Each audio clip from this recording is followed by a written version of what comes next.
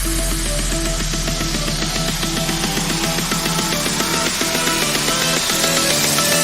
Audio Jungle.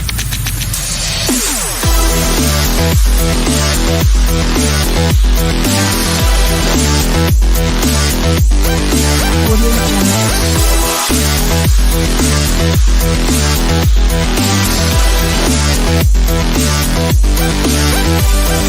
Jungle.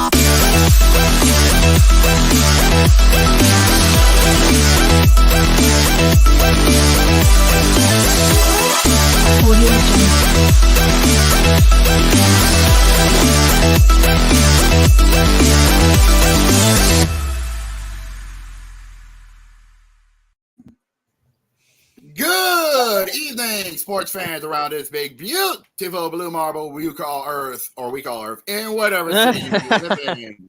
Welcome to episode 102 of the VWU Sports Podcast. I am the owner, founder, and creator of the VW Sports Podcast and the founder of the bar, Mr. Jacob Baker, JB, Jake the Snake, wherever you may call me. I'm being joined, as always, by my co-owners and bartenders, Brandon and Carter, and our regulars, Cody, and our bouncers as well, Mr. Jose. Gentlemen, welcome again to another edition. We got a lot to talk about tonight. Yeah, we do. I got a question. I have a question. Jacob, do we need to change? Do we need to come up with the theme song for you since you say you're Jake the Snake? Do we need a theme song trust me? Okay. Before we get into that, I can actually give you a little history on that, actually, because funny enough, my dad, believe it or not, funny enough, it was actually a childhood friend of mine from years and years and years. I mean, like years ago when I was still like a little kid who called me Jake the Snake. I think he got that because, for Jake the Snake Roberts, arguably one of the original master manipulators of wrestling, Mm-hmm. And honestly, it kind of stuck with me. It kind of stuck with me since, You've been doing DDTs in your spare time? Hey, sometimes when you wrestle with your brother, sometimes you do that. Anyways, that's besides the point. We got a lot to talk about. Yeah. But before we get into our usual shindig of things we got to talk about, before we get into what we need to do, we need to have a little discussion first of all, because you see, over the times we've been off. We had some things going on in the sports world because, even though we've been off because of all the stuff. Thanksgiving. Again, we hope everyone outside of the VW Sports Podcast enjoyed your Thanksgiving holidays and you had a lot of fun with your friends and family. Had a lot of good time enjoying the days with the bird. Certain people decided to open their mouths and stick their foot deep down inside it. Mm-hmm. Two of them most prominently, one of them being Tom Brady. Oh no! Uh-oh. Yeah, in a recent interview not too long ago, Tom Brady's saying that sports nowadays is now getting to what's the word I'm looking for? Mainstream. Soft. Yeah, soft. Yeah, when unfortunately Tom Brady didn't realize that throughout his career, he's had, many penalties given to him over the course of his career. Let me say something. Seven rings. Hold on, Jose. And this thing that really, really irks me about Tom Brady, like I said, and I actually got into a debate on another Discord server.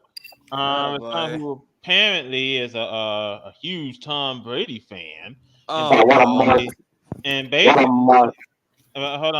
basically said that we're hating on Tom Brady because he won so many Super Bowls. I said, here's the thing, and Tom Brady. Let's get one thing straight. Because him saying that the game is going soft. I don't think this is a pot called the tea kettle black situation. Yeah. Well, you know what I mean. Yeah. Here's the thing, Tom Brady. We get it. You say that the game is soft, and the defense doesn't hit each other hard like they used to, and all that. Number one, you're coming up against the wrong people.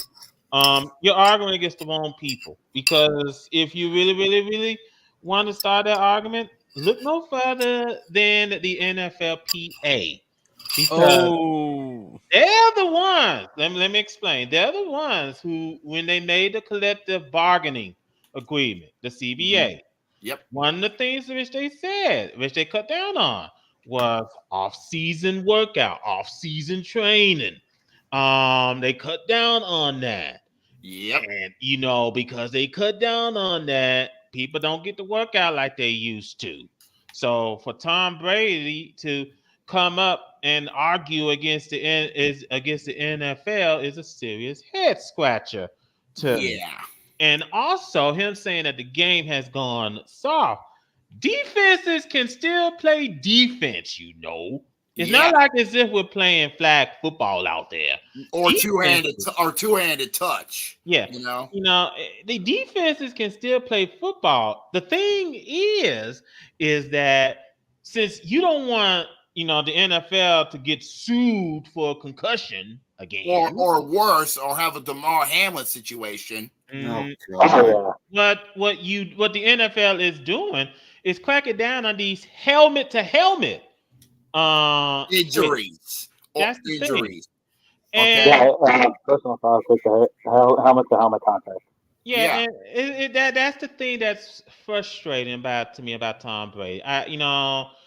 It's not that the game has gone soft.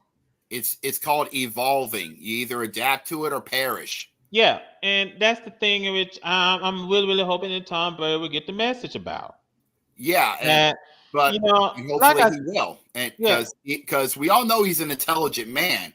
Okay, because he didn't win 7 Super Bowls just being lucky. He's also gotten countless records to his name that might never be broken, no matter how good Patrick Mahomes, Lamar Jackson, or any of the modern quarterbacks are these days. Absolutely. And and nothing that Tom Brady has to understand and realize, and you have to look at the condition of these fields.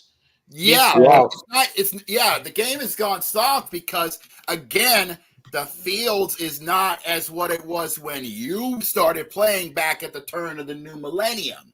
Mm-hmm. Okay, they started using these quote unquote hybrid fields, which, as quote the late great John Madden said, they mixing grass and plastic and made it worse. Sure, it's been helping out with like drainage, with like heavy rain, so they keep playing wrong. But the injuries have been getting worse and worse and worse and worse. And also, and I'm going to tie up on this because if we keep on talking about this, we're going to be here until like 8 or 9 middle of o'clock next year. Yeah, I think the thing of it is like I said, I know Tom Brady just expressing his frustration, seeing defensive players get fined over and over and over again, and I understand that. We get it, but Tom Brady, you are fighting the wrong people here. Yeah, you're pointing your weapons at the wrong people. You need to aim to the right towards the right people. Mm-hmm. Yes, you need to discuss it with the NFLPA. I suggest if Tom Brady is a sensible man, and we know he can be, I suggest he should take a seat at the board of the NFL Players Association, and maybe start thinking about maybe helping move the future towards the NFL, maybe help them try to figure out ways to actually make it better for the players' health. Absolutely. Hold on for a second. Yes. And I think that let's go ahead and bring in. I think hold it. I think Jamal might actually be able to help us out here on this, because we actually have been talking about this. Actually, Jamal, what are your thoughts on this whole situation with Tom Brady talking about saying that the NFL is soft, even though he's kind of saying that the pod is doing the whole pod calling situation. We're having this conversation now. Oh boy. Yeah. Burn down the hatches. Well, I hate to be that guy, but the NFL making me agree with Tom Brady. Who would have thought? Yeah. Hear him out. Let him talk. Because if anybody's been paying attention, what he's saying is not all that crazy. It does feel like a lot of these teams rely on the penalties to get across the field. And I'm sorry, But that is going to lead to less good quarterback play. I'm not trying to have my team win just because we relied on penalties the whole game. I'm sorry, but that does come off pretty soft. Is Brady a bit of a hypocrite to point that out? Sure. But I don't think he's wrong to say that either. Because he said something similar before he retired. He's had this stance pretty consistently. Teams are very reliant on penalties to get across the football field. Look how many games have been decided by these really big penalties made by defensive players who are just doing what they're doing. I do. He has a point. Yeah, he does have a point. If you've taken a look at the most of the games during this season, a big chunk of those games have come down to big penalties on the defensive side. Mm-hmm. Look at the best defensive players of all time. I'll give you a really good example. Ray Lewis. Imagine how many of his hits would be called penalties right now. He would not be in the conversation as one of the greatest defensive players of all time if he would have played in this era. Neither would Michael Strahan or the Steel Curtain. You know, there would have been even the Steelers wouldn't have had that dynasty that they played now. Here's the thing: I get the NFL is wanting player safety. There's nothing wrong with that. Mm-hmm. I think to a point they do it a little too much. Sometimes you just gotta understand that shit will happen. Yep, accidents will happen, and you cannot prevent an injury. It is 100% impossible to prevent an injury. Sometimes it just happens. Yep. That's what I said. This ain't like man in which you cut the injuries off before the season starts. No, this is real life. There is no such thing as hitting the rewind button. So, you know, injuries are inevitable. Yep. So, I'm with Tom Brady in that sense. Yes. That I agree with. So, yeah. So, it's kind of like a glasses half full, glasses kind of half empty thing with Tom Brady. And we all agree on this. And honestly, yes. You want to work on safety, that's fine. But you have to have a sort of limit with this because players is going to play how they were trained to play. And unfortunately, injuries is going to happen. Okay. You can't control all of them. You just got to let this happen. It's just going to happen. Okay. Yeah. Also, brief thing to mention since I'm here. NFL. Remember that camera guy that you punished for the whole Tyreek Hill flip thing he did? Yeah, that was some massive amount of bullshit. Y'all are fucking tripping. That's what I said. Did that cameraman get fired? No. Yeah. Oh, I don't know. Well, he got kicked out or some shit. He got booted.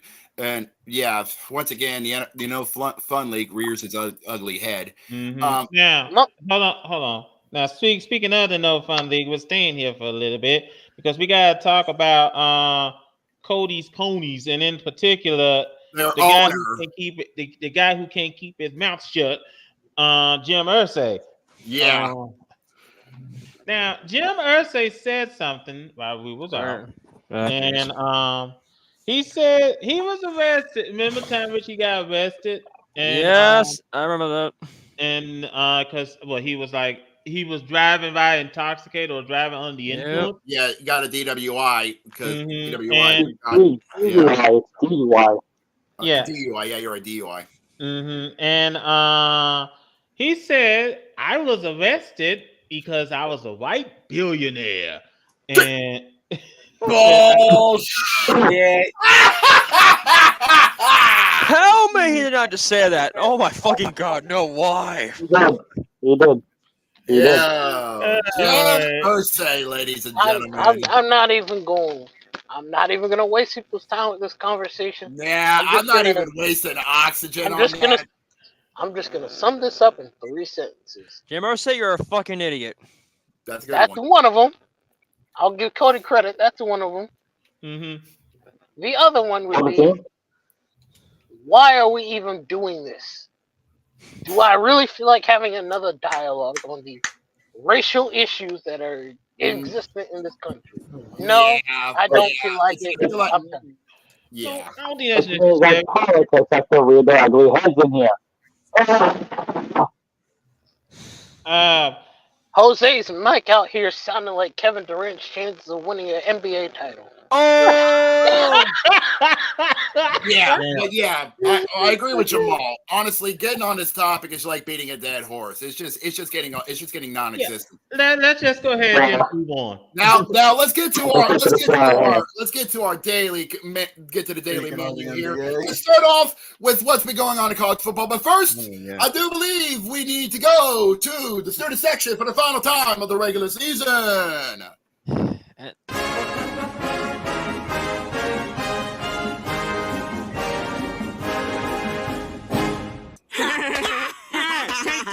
I got it. You bum. 69, dudes.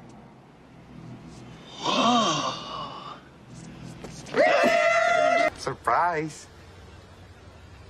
Get that cone out of my face. Holy shit. I did it. He's under there. I got him. I fucking got him. And we'll be right back after these messages from Chester. And clear. Somebody hit somebody. That's perfect. A big game, a trip to the Rose Bowl at stake, an intense rivalry. Bob will get a real sense of the hatred that makes football so great. That was easy. Obi-Wan, may the Force be with you. Goodbye, old friend. May the Force be with you.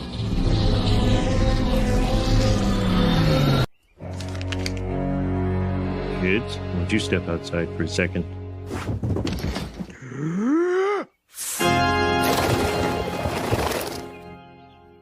Dear Lord, that's the loudest profanity I've ever heard. You never had a chance to defeat me, fool. And you know why? Because you cheated? No, not because I cheated, because I'm an evil genius.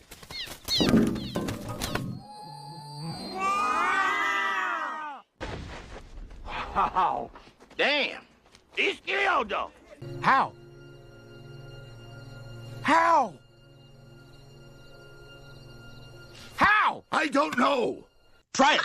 Yeah? How's that feel? Yeah? You like that? Yeah? Power of Christ compels you, bitch.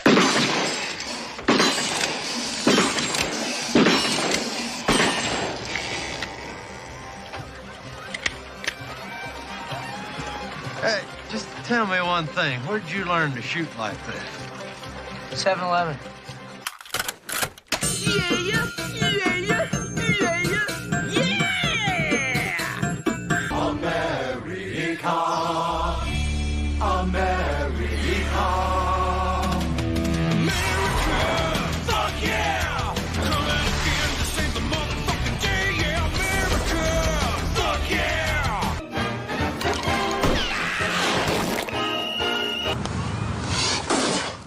And I spit in the face of people who don't want to be cool. Revenge! But first, we dance.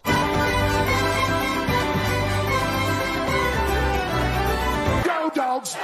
Go, dogs. Go, dogs. Yeah! Enjoy the rest of your Saturday. Cyclones, baby, we're the Iowa State Cyclones. Give me an I, give me an O, give me a state. Cyclone.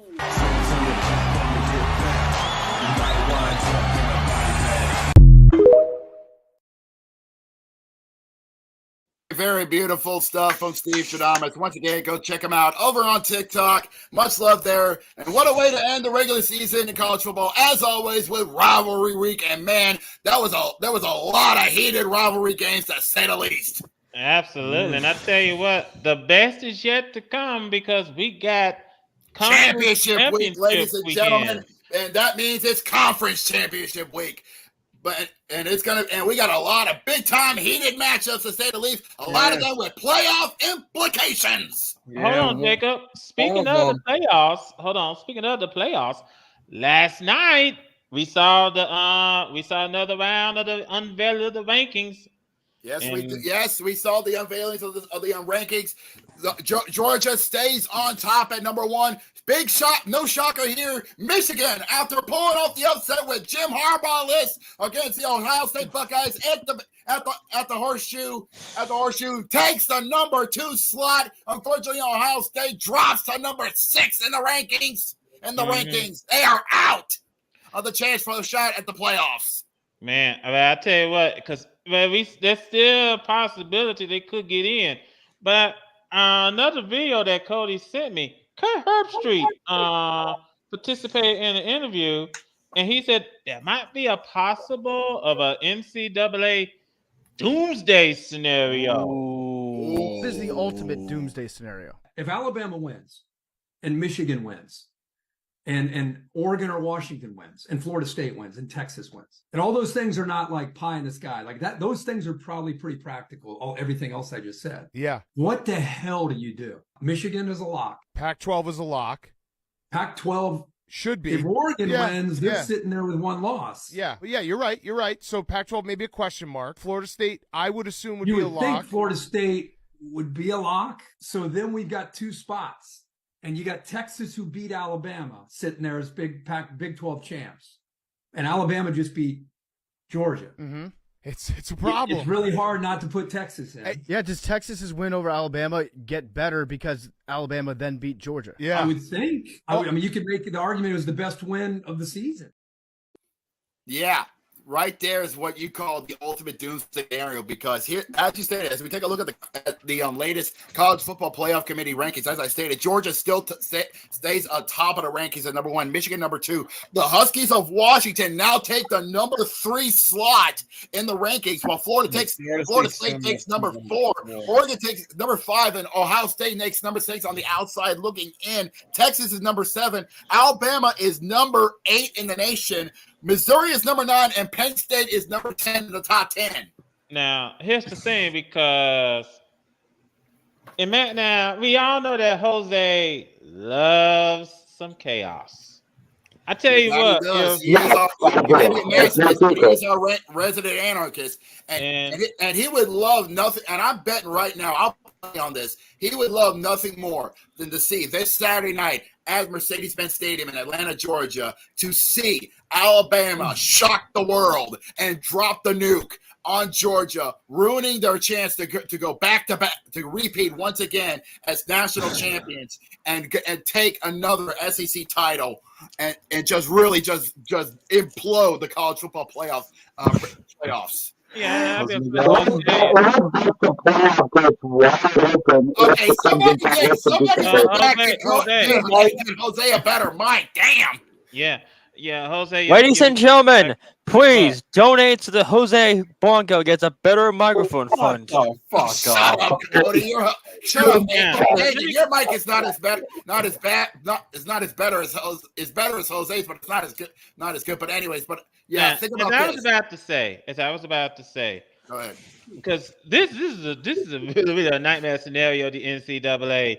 Imagine Georgia loses, Michigan loses, Florida State loses, and Washington loses. You are literally looking at literally the ultimate nuclear situation. This is literally football.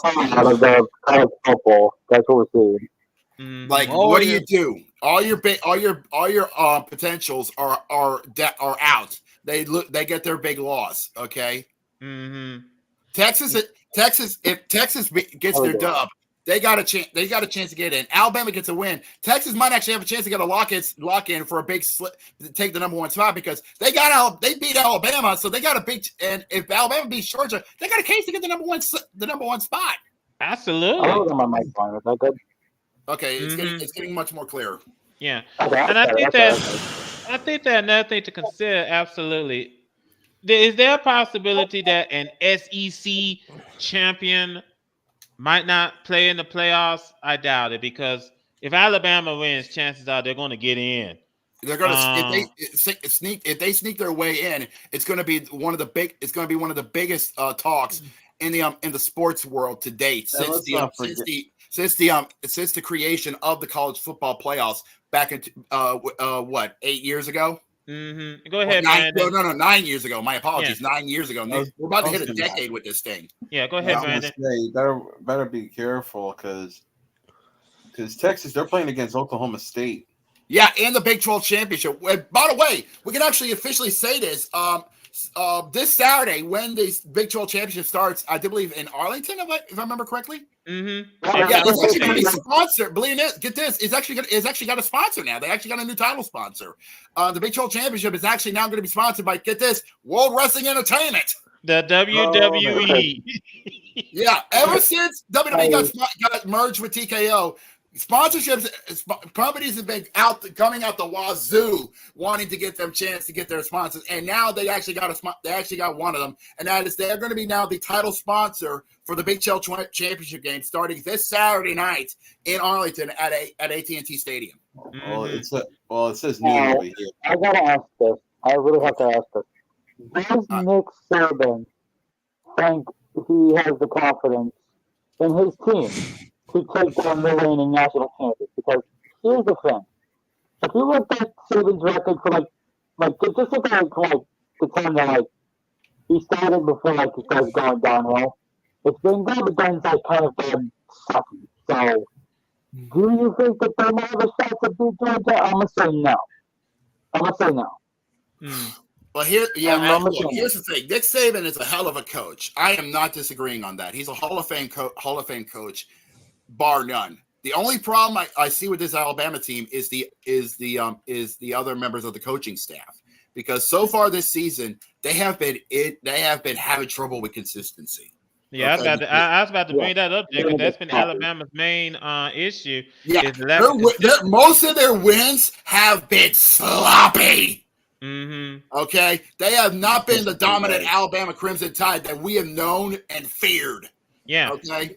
Yeah, and I think that another thing to consider, the way how you look at it is that this is not the same Alabama team that we've been seeing. This is not the same dynasty. This is not the same Crimson Tide that was been running roughshod and been a dynasty since the last days of the BCS era and the start of the college football playoff era. So that is really something to consider about Alabama. Now, also, excuse me, it's going to be a busy weekend for the folks in Las Vegas, because not only Friday are they hosting the Pac-12 championship game at Allegiant Stadium. The next night, they're hosting the Mountain West championship game, because UNLV is playing for the Mountain West championship against Boise State. I think it's Boise State. Hold on, It is. So they're State. Yeah, it's going to be a busy. It's going to be a busy weekend for Allegiant Stadium. It's a good thing the Raiders don't play this week, because oh boy. Yeah, we'll get to that later on in the show. We'll get to that later on in the show. Yeah, but yeah. Also, let me also bring this up, because championship week. This is it, and this is it. Yeah, this is it. Not bragging rights is one thing, but being a chance to be conference champion. This is your Jake chance, and a big chance to tell the playoff committee, hey, we won our conference championship. This is our thing, and also remember, this is the last year of the initial four, because we can actually officially say this, and we said this last time, they are going to be expanding. We are going to get our 6 next year. Yeah, we're going to get 12, but we're going to get our 12 next year, whether the Pac-12 implodes or not. Yeah, You know what? I kind of like the. I kind of like the fact they're extending from 4 to 12, because it gives more options, more youngsters to come out and come more conferences to be able to come out and shine. Absolutely. Yeah. Let me run through this real quick, because Friday we got the Conference USA Championship game taking place in Lynchburg, Virginia, between New Mexico State and Liberty. Yep, New Mexico State and Liberty. We got the Pac-12 championship. And Liberty's undefeated. Let's not forget that. Yeah, Liberty is undefeated at 12-0. Also, we got the Pac-12 championship as well on Friday night. Under the lights, Washington and Oregon, a rivalry renewed one last time for the Pac-12 championship. And keep in mind, Washington is undefeated, so can they stay alive? I was about to say they did beat Oregon earlier this season. And you know Oregon would love to play spiteful one last time and kick Washington out of the chances of the playoffs. Mm-hmm. And then we get to the Saturday game. In the big game, everybody's going to be tuning in 3:00 at Mercedes-Benz Stadium in Atlanta, Georgia. It's the SEC title matchup. Bama and Georgia, the rematch. Mm-hmm. But I think also, let's bring this up. Folks going to have their eyes out in Arlington, watching Oklahoma State and Texas in the Big 12. Longhorns and Cowboys at Jerry World. Mm-hmm. And of course, as Jacob, you brought out, we do got Georgia and Alabama playing in the 3:00 window. Also playing in the 3:00 window is the Green Wave. Yeah. I'm actually proud to say this. I'm actually proud of this because because honestly, I may be an LSU lover to the day I die, but I've always had respect for all my Louisiana colleges because honestly, why not rep? If you're going to rep LSU, why not rep all Louisiana? But the Tulane Green Wave only lost once, but they got a chance to win once again. The conference, the All-America Conference once again as they go head-to-head with SMU and for the AAC. Mm-hmm. And also the nightcap, Michigan and Iowa in the Big Ten, and Louisville and Florida State in the AAC. Iowa's a bit of a shocker. Let's be quite honest. Yeah, Iowa. Yeah, the Hawkeyes looking to play upset and possibly ruin a chance of a Big Ten representative in the playoffs and try to upset the Wolverines and the Wolverines at Ford Field in Detroit, or is it at the house that Peyton built? It's about the Big Ten. It's in Indianapolis. Okay, yeah, so it's at the house that Peyton built. And then rounding out the ACC, it's Florida State and Louisville. Like I said with Iowa, the Cardinals would love to play spoiler to the Seminoles of Florida State. Mm-hmm. Yeah. Well, I'm not going to see one good game besides the Panthers. Safe to say, this weekend is going to be a weekend you do not want to miss because it's going to be one. It's going to be one for the books. It's going to be one for the books, and it's going to be one. It's going to be one hell of a ride. I'll tell you that much. Absolutely. All right, let's go ahead and shift focus from the NCAA football to the NCAA basketball. We do have an upset to report while we was out. We actually had a couple of upsets to report. Actually, Brandon, can you tell us what happened on the courts during Thanksgiving on the 23rd? We had 3 upsets that happened. One of them was Villanova beating the UNC Tar Heels, who were 14 ranked. Wow. The Villanova. I believe they are the Cavaliers, if I remember correctly. Wildcats. Oh, the Wildcats. The Wildcats of Villanova taking down the Tar Heels. Mm-hmm. Yeah, 83-81 in overtime. Wow. Ooh. Wow, that is impressive. Wow, that was a tight game. Tight game for them. Congratulations to Villanova. It was. Another upset that happened. The Memphis had just taken down the Razorbacks of Arkansas by 5, 84-79. Wow, what were the Razorbacks ranked in the nation? 20th. 20th in the nation. Wow, nice. I want to say something real quick about Memphis because, and I'm talking about the Tigers, the Memphis Tigers. Mm-hmm. You know, they are getting no love from the AP Top 25, mainly because of the conference. And let's not forget, this is the same. Let's not forget, this is the same school that Derrick Rose went out from via draft. Mm-hmm. Yeah. Honestly, it just shows that that there are great schools out of the usual schools you would hear in the Power 5 that doesn't get any love, or as a great comedian once said, no respect. Oh, okay, Rodney Dangerfield. But hey, what's wrong with Rodney Dangerfield? Come on. Here's the thing. Penny Hardaway is doing a great job as head coach of the Memphis Tigers. Oh, most definitely. You know, he is doing a very great job. Now, what's the last upset, Brandon? Last upset?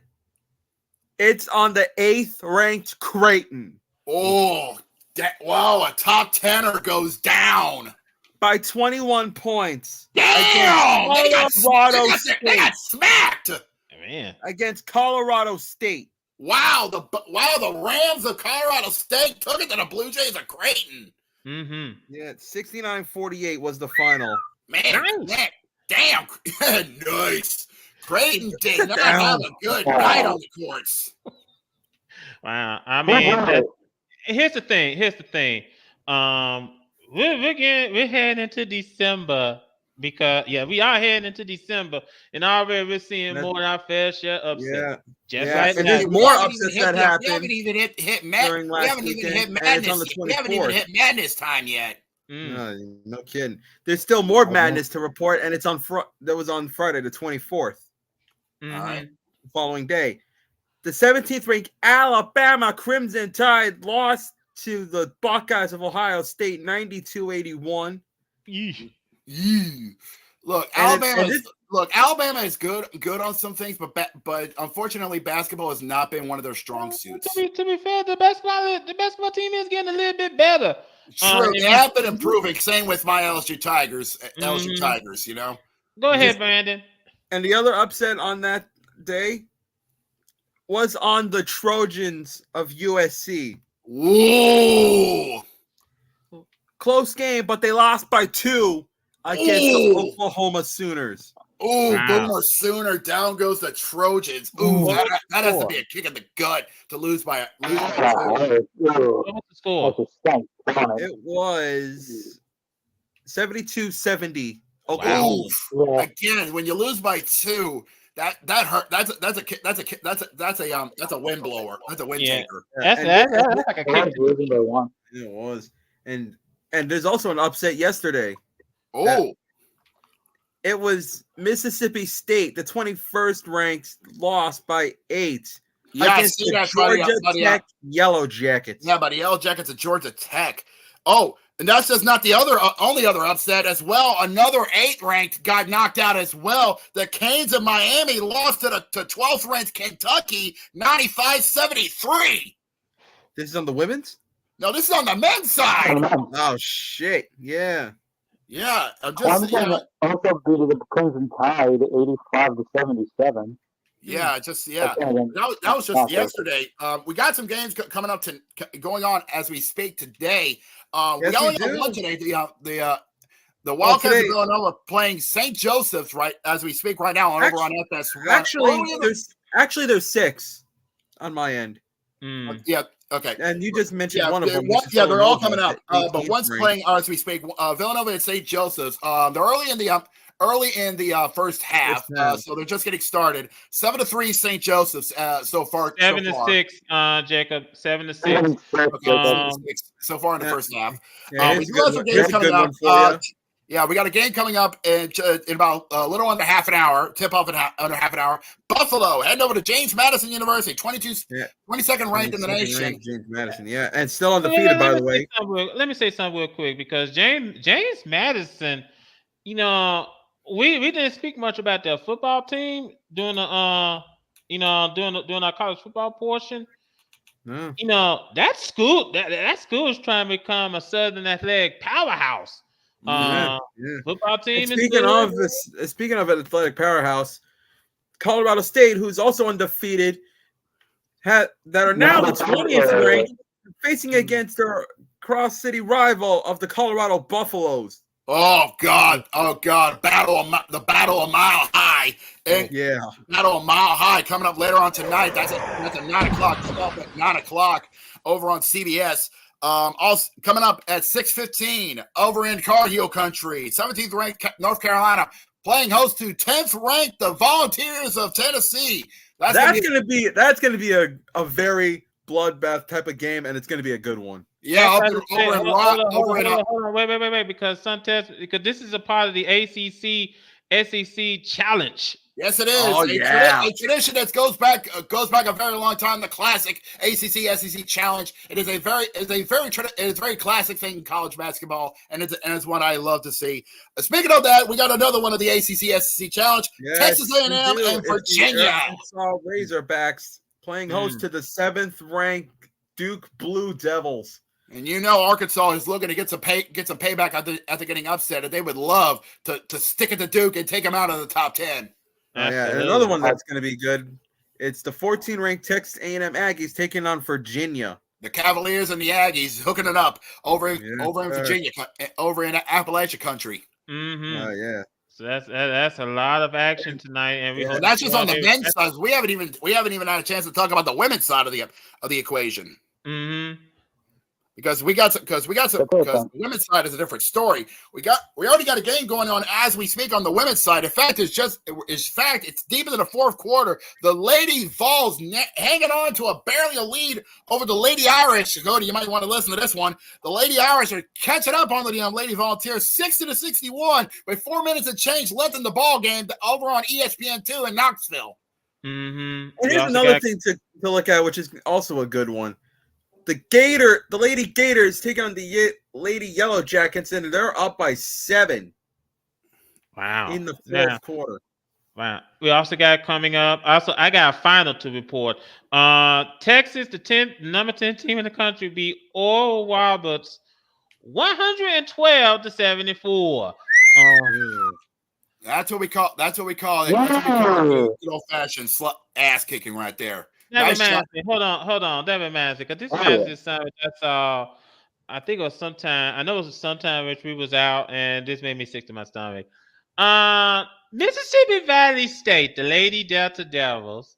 This would be a great idea for us to play against the number 1 team in the country, the South Carolina Lady Gamecocks. Now, I don't know why the coach of that team decided to put South Carolina on the schedule, them going to South Carolina, but needless to say, that game was a complete train wreck. The final score of that game was 100-19.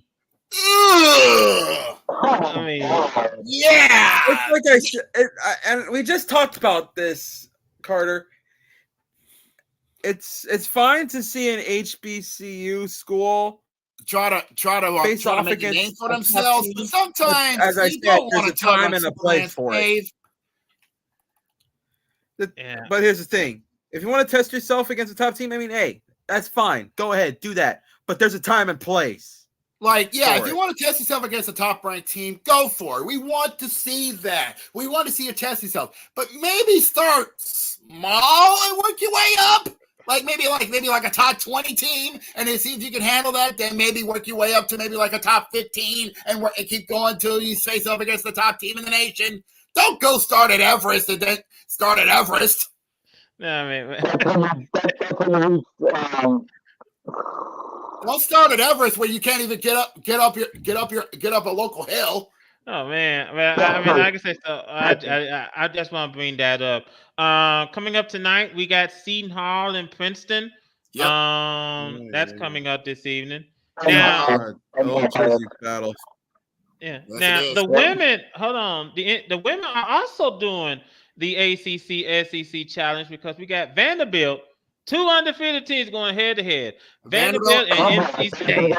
Yeah, Vandy and the Wolfpack of North Carolina State. Speaking of, continuing on with the ACC SEC challenge, another couple of undefeated teams duking it out. The 21st ranked, the Lady Bulldogs of Mississippi State, will be playing host to the Lady Canes of Miami. Yeah, some test with the Humphrey Coliseum is going to be full. It's going to be packed to the brim.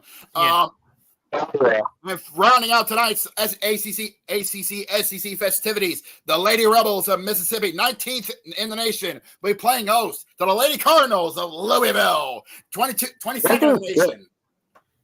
We also skipped over one, Memphis. Memphis and Marquette. Yeah, you're right. We have Memphis and Marquette. Marquette's undefeated 6th and 23rd in the nation. Mm-hmm. And as you brought up, Jacob, Louisville and Ole Miss are going to do bad at the Pavilion. That's going to be a good game. Mm-hmm. Again, I love these. I love the ACC SEC challenge, because you get two dominant Power 5 conferences just duking it out for not only bragging rights, but for ranking possibilities as well. Mm-hmm. All right. Let's go ahead and shift focus, gentlemen. Push that aside. Thank you, Jose. And let's go to the NBA. And first of all, we might have a possible scandal in our hands. What? Uh-oh. What happened and who did what? All right.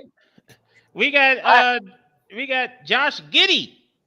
Oh boy, let front and center. Go ahead. Go Let's ahead. talk about it. Let's talk about it. Yeah, give it to Jamal. So, ladies and gentlemen, if you have not been paying attention to recent NBA news, Joshua Giddey of, if I'm not mistaken, the Oklahoma City Thunder, got himself involved in some minor related tomfoolery. Now, it was projected that the minor that he was hanging around with was at first when he was like 18 and the minor in question was 17. Turns out that case is a lot more suspect than expected because the minor in question was reported to be 15 and not 17. So what we are looking at here is a potential disaster in motion. For the Oklahoma City Thunder because one of your players is a massive creep. Yeah. A master creep who needs to keep his penor away from minors. Because Jesus Christ. Yeah, well, he's already under investigation by the police department in California. And somehow he has not been taken off the roster, at least not yet. The police in Newport Beach, California, are conducting an active investigation involving allegations that Oklahoma City Thunder guard Josh Giddey was involved in an improper relationship with an underage girl, according to a statement from Police Chief Joseph Air Cartwright released Wednesday. The allegations surfaced on social media last week. In a since-deleted post, an anonymous social media user said a girl who is seen with Giddey in videos and photographs was a high school junior at the time. The social media account has since been deactivated. And go ahead, Jamal. So in layman's terms, we're just going to leave it at there's a good possibility that Joshua Giddey's career is pretty much done. Yeah. Yeah. Yeah, I think it's saying that to sooner or later because the NBA is doing an investigation too. So sooner or later, he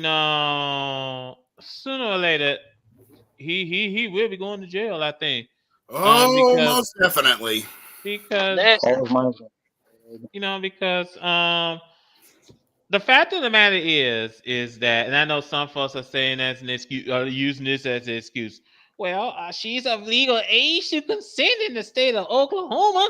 No. Yeah, I don't care what state it is. We're going federal. I mean, again, I do need to point this out for everyone's sake.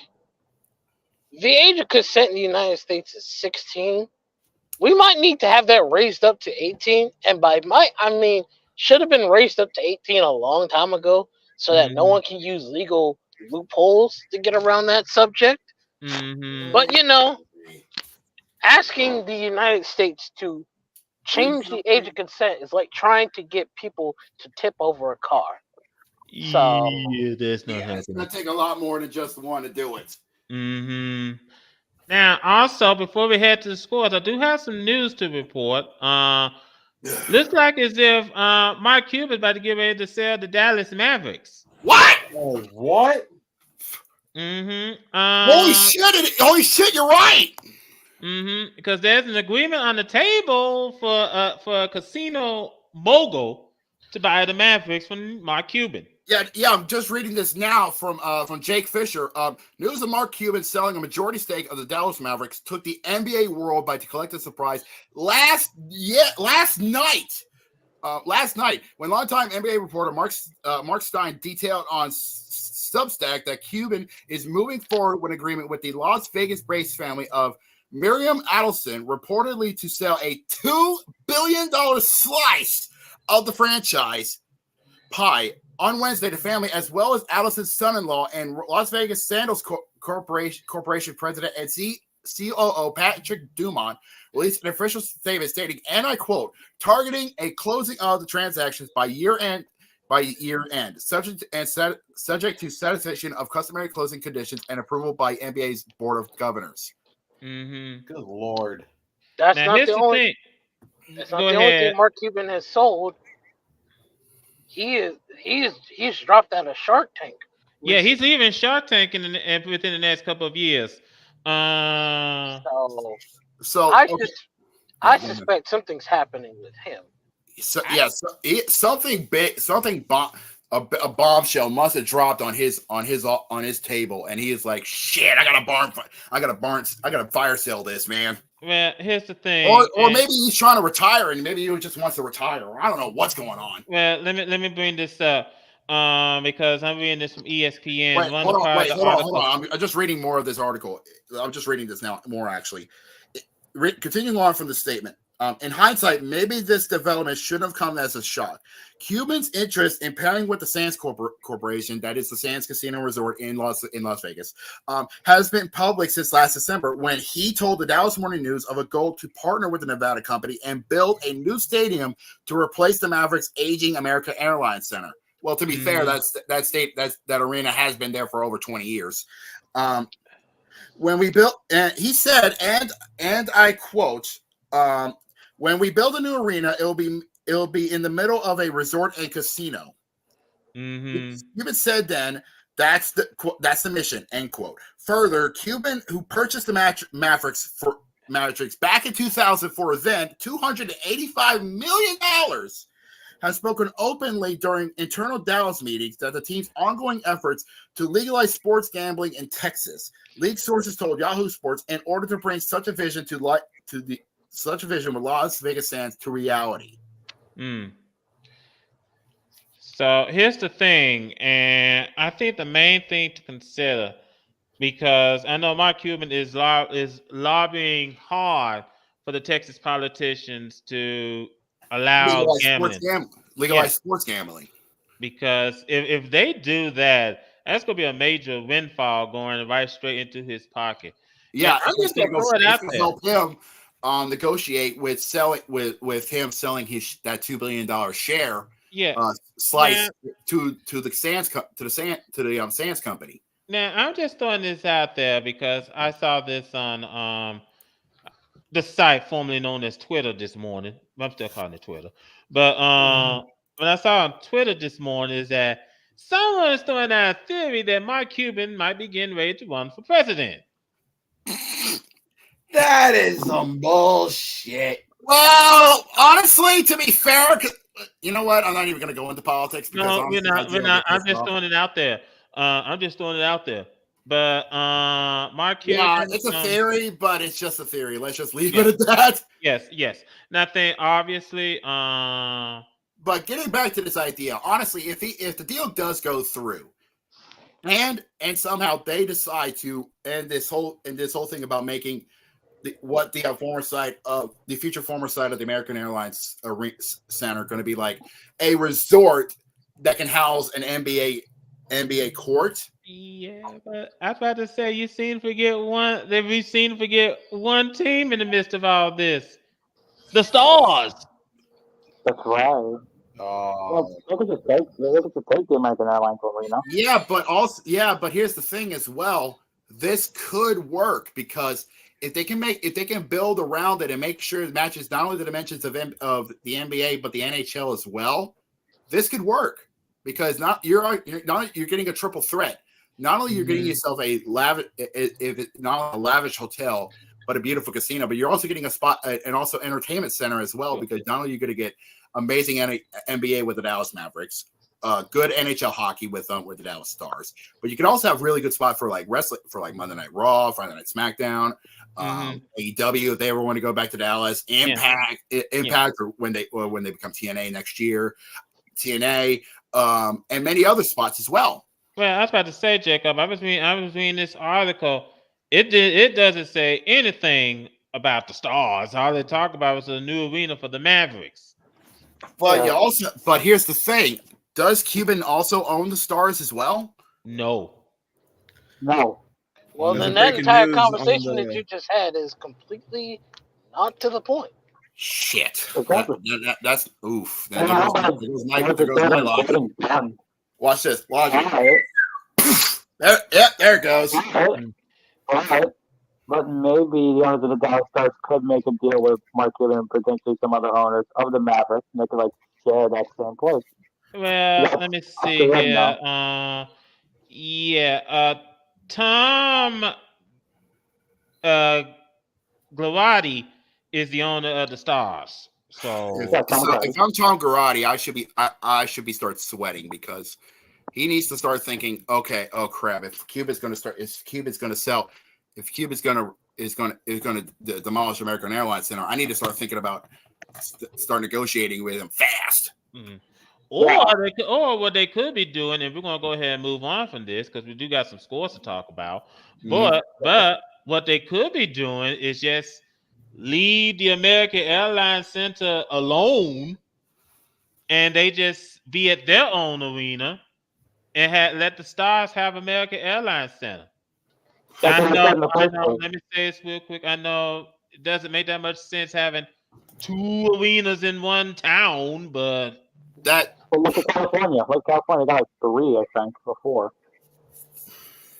Unless the Mavericks are going to switch cities, I don't think that's going to work.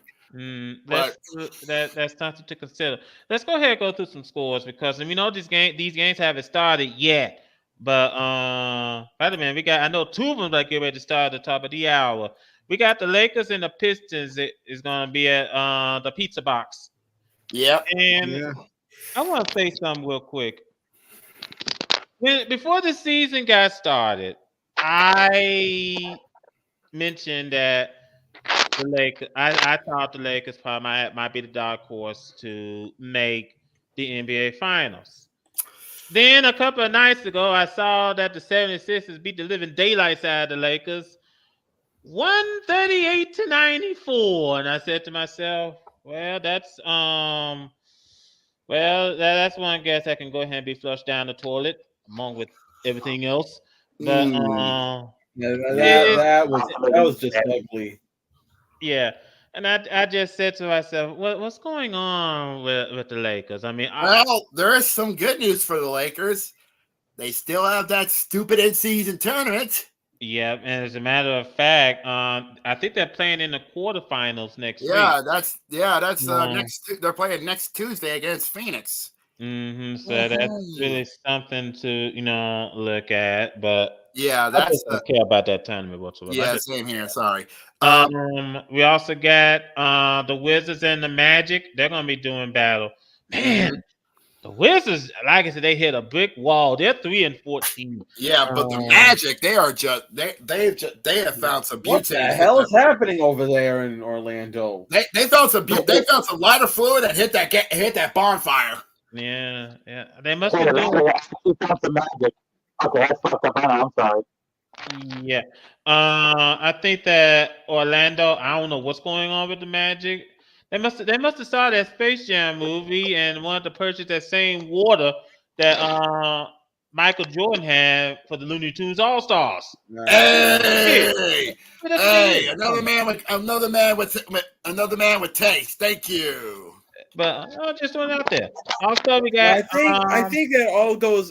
I think it's for me. I think it's because if you look at the roster, all of them are young. But if you ask me, I think this is more focused. They're more focusing to build around guys like Markelle Fultz, a former Sixer, Jonathan Isaac, and most importantly, the Brazilian from Duke that was picked up from Duke, Paulo Banchero. Wow. Yes. So they're basically trying to go for a mixture of young talent with some good veterans. Yeah. Which is a good formula, actually.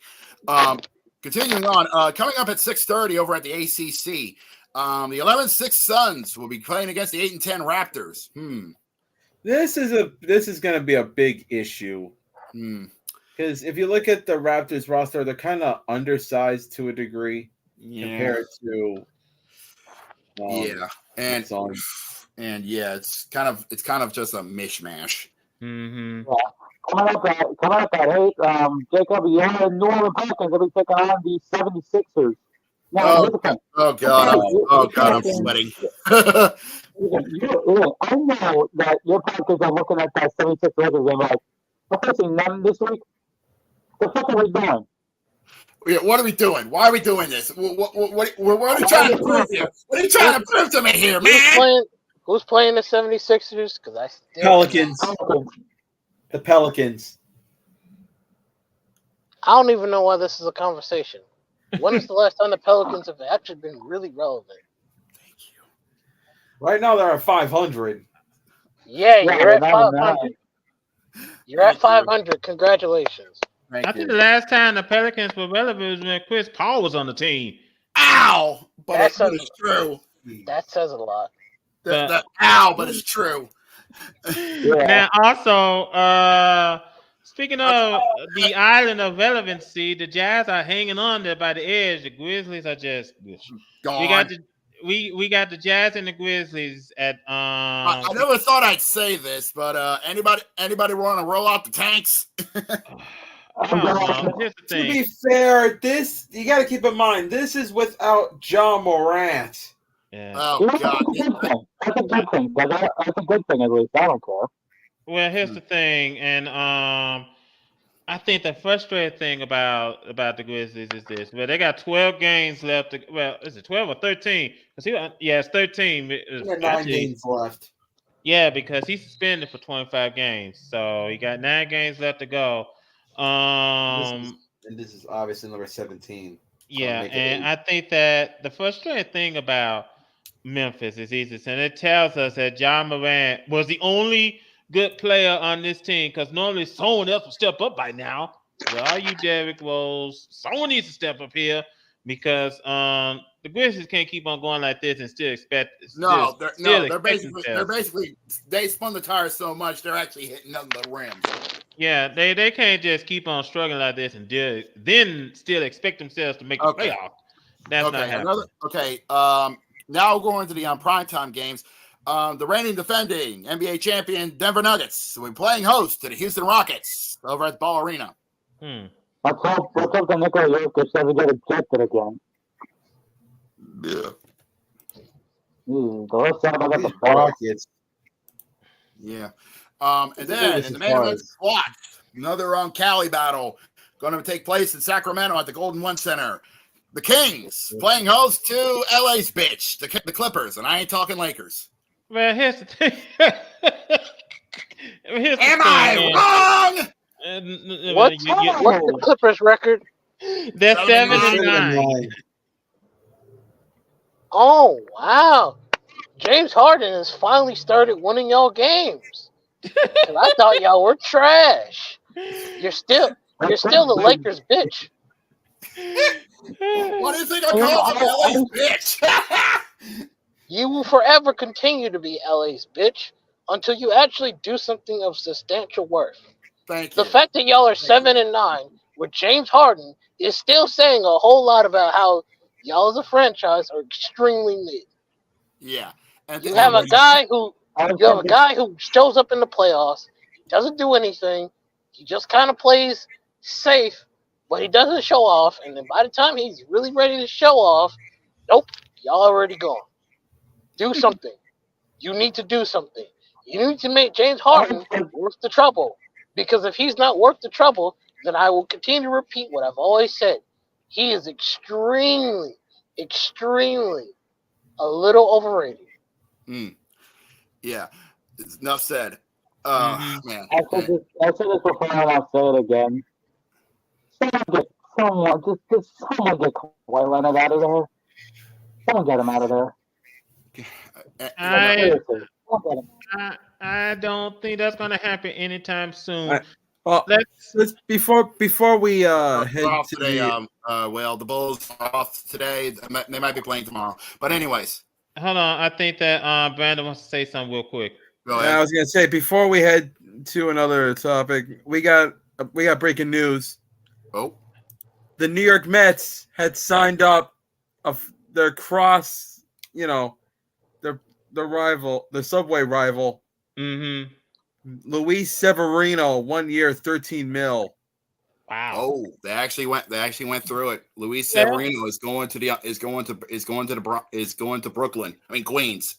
Well, the good news is that he won't have that much far to travel. No, he could just take a train. He could just take a train ride.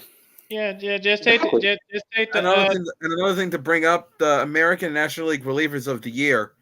For National League, it's the Brewers, it's Devin Williams, and for American League, since Jamal, so he's gonna like this.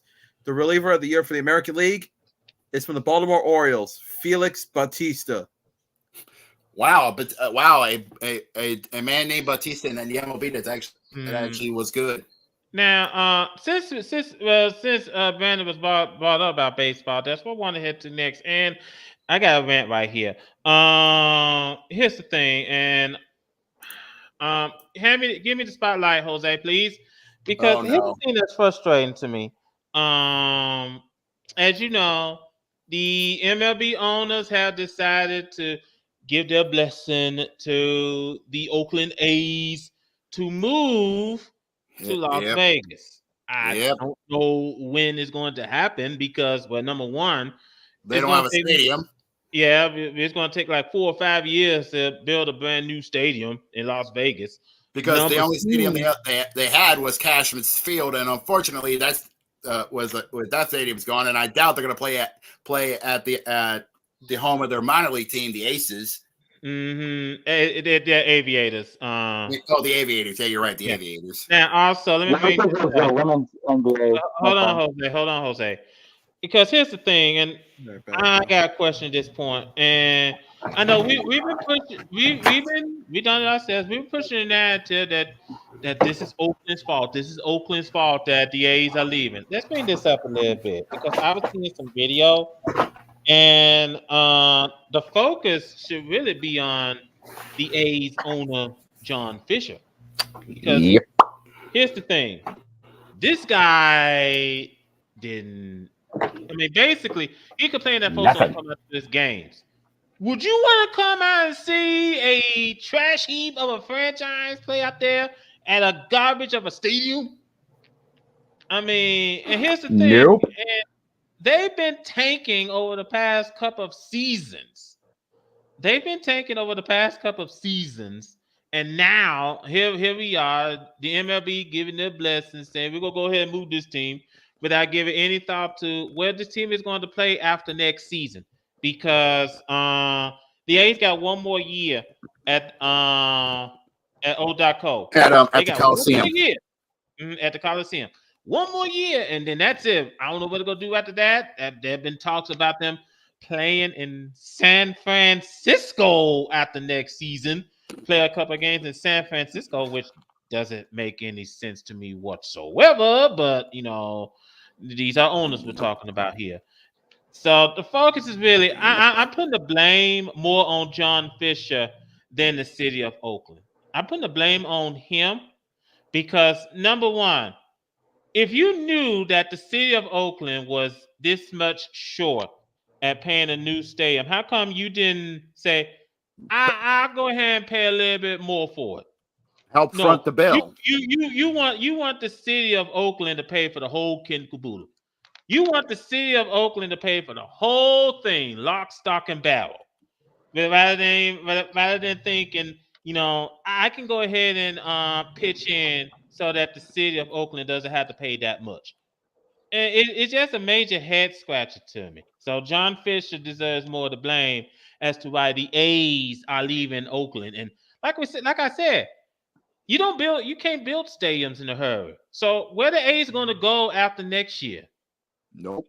I mean, that's a question. Unless you go come up with the deal with the city of Oakland, after you spit them in the face, you'll come back and tell them, hey, I know we're moving our team, but we need a place to be until the A's new stadium in Las Vegas gets built. That's if it gets built, because there's a movement in Las Vegas right now in the state of Nevada that's trying to block this from happening. So I mean, it's just this ain't like the Raiders and Mark Davis. Yeah, that ain't gonna happen. Mm-hmm. And it's just it's just frustrating. it's really, really frustrating to me that they're doing this, and the MLB owners pretty much can't tell the difference between their asses and a hole in the ground. That's pretty much obvious to me, but I just want to bring that up. Let's go ahead and move on because we got to head out to the ice. Yes, we do. We got to talk about what's been going on in the world of the NHL. We only got a few games coming up tonight. Tonight. Yeah, I do have a news from the NHL.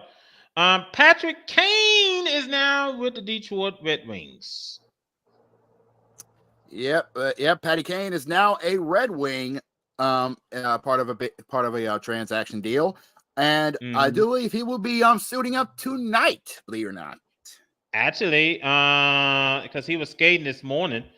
He was skating this morning. However, they're saying, and this from ESPN, that his debut could come next week against Buffalo, against the Sabres. So that is really something. Okay. Okay. Let's see. Go ahead, Jose. Anyway.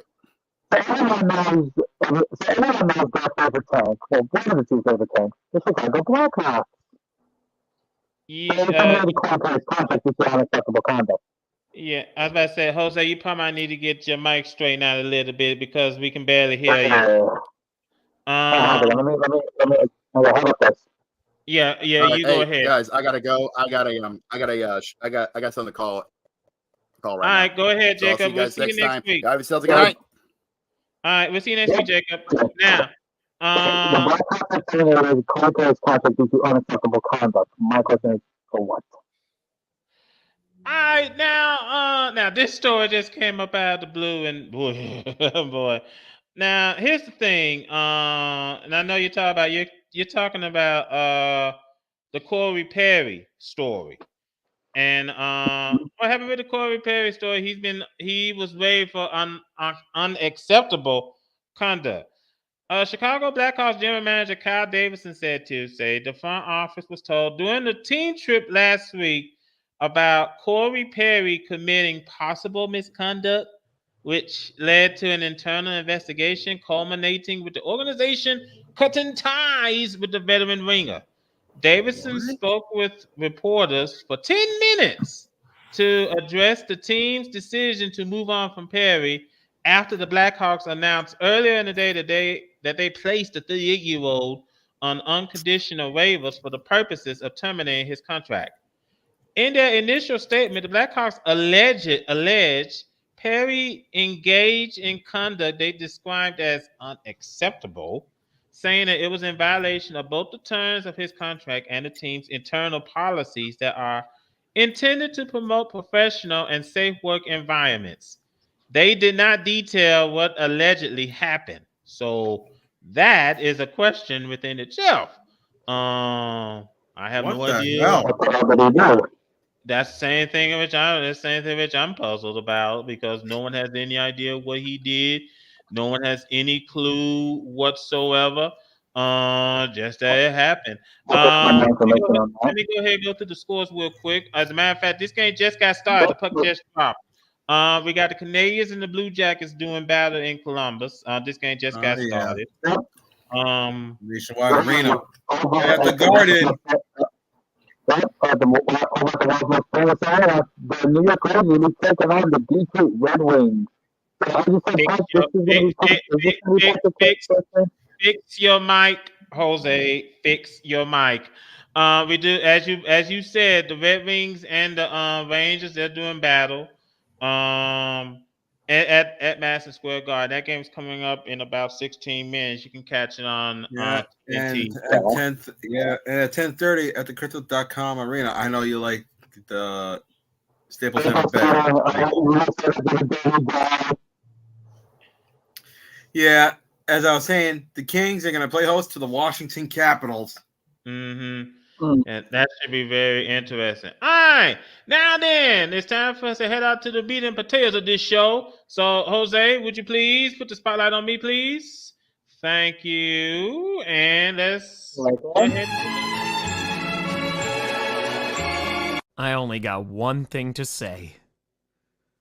Praise the moon. Hey, it's Thanksgiving. Shouldn't you be in Detroit losing a football game right now?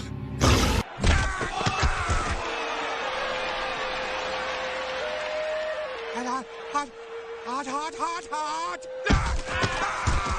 Dun dun dun dun dun dun dun dun dun. Stampede! Go you Dallas Cowboys, go! So much better here with intellectuals, isn't it, boys?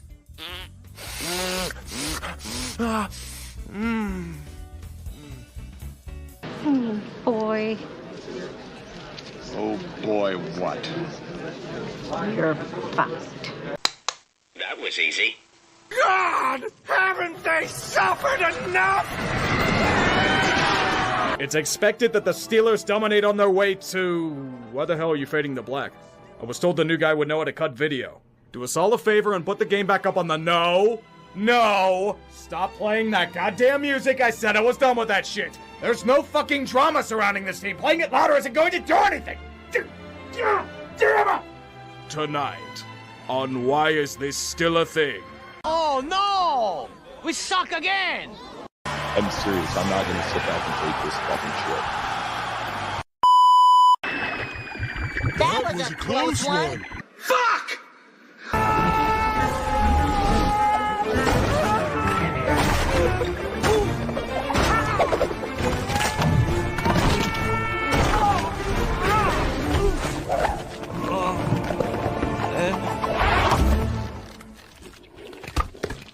You're the man! Hey, let's get these boys some hot wings, son. Make them spicy, because I'm on fire! He's on fire! Yeah! Make mine mild, I got a sensitive tongue. I play for the Saints, man.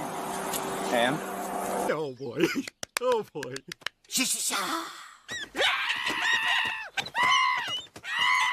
Ta-da!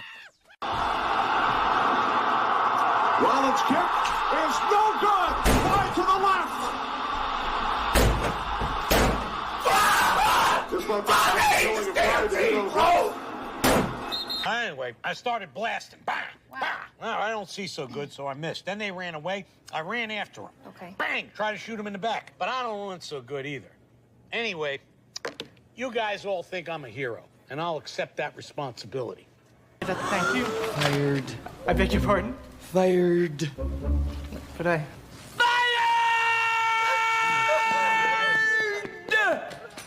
What's the matter? Haven't you seen a football injury before, you wimps? Let's go. Show some life in those legs. I got it. It's going to be all right. You wanted to go ahead and play around on the internet. I guess you can take the boy out of his mother's basement, but you can't take the mother's basement out of the boy. Well, that sucks.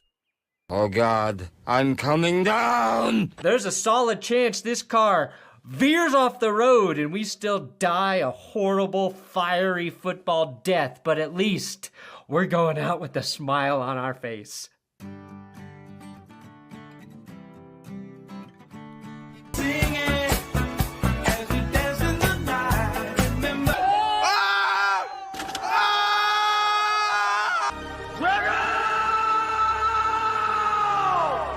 It's amazing no one was hurt. Bye, everybody.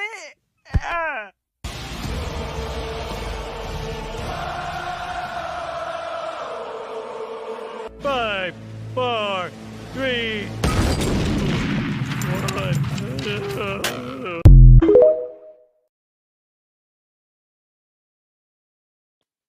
All right, first and I think foremost, safe to say that game right there, Bears and Vikings, was a shit show. I mean, now, I know listening. GG's. yeah, but here's the thing, and boy, that Monday Night Football game was a disaster. I mean, I think was that the Monday Night Football game? Yeah, Bears Vikings was the Bears Vikings. Yeah, I think that is the frustrating thing, and that's why Justin Fields. Good job getting the W. Good job getting the win. You know, nice work. Too. Yeah, nice work, nice job. But man, Josh Dobbs is falling off the side of the earth. You know, and he's really becoming like that one coach out of the Cleveland Browns.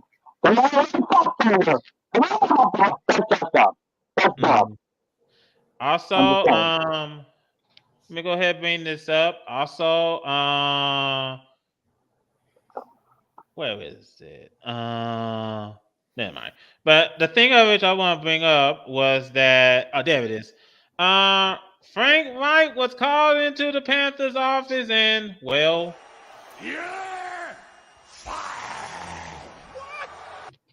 because he wasn't given his working papers. I don't blame him. Yeah, here's the thing, and the thing of it is, it's gonna get to the point to where you gotta look at the owner. That's David Tepper. And you gotta look at him. And you got one that said, "Look, man, you bought this team for like over $2 billion. You haven't had a winning season in like in your 6 years of owning this team. You didn't have a winning season. You haven't made the playoffs. You just fired another head coach mid-season. And I brought this up last episode. I brought up about if Frank Wright was going to be another Urban Meyer. Turns out I was wrong. Urban Meyer lasted longer in Jacksonville than he did in Carolina. The frustrating thing is, and I know I saw this report, and I saw this report that when the Panthers were making a decision on who to draft, C.J. Stroud or Bryce Young, Frank Wright was thinking that C.J. Stroud would be a great pick. David Tepper, on the other hand, wanted Bryce Young, so naturally you can already guess what happened. But I don't think it's Bryce Young's fault that the Panthers are in the shape that they're in. As you guys brought up a couple of episodes ago, there's no line. There's no line to protect Bryce Young because that guy is going to die in that backfield. He's gonna die in that pocket. Mm-hmm. Yeah, it's just like what Justin Fields went through last year. The Bears didn't have a line to protect him. And now Bryce Young in Cincinnati too. Mm-hmm. And now, speaking of Cincinnati, Joe Burrow is going to be out for the rest of the season. That sucks. That sucks. That's a bad say. That's a toll for Cincinnati. Yeah, so that's really something to consider. Also, in another ugly game fashion, the Giants beat the Patriots 10-7. That's just that was ugly. The worst football game of the weekend. And it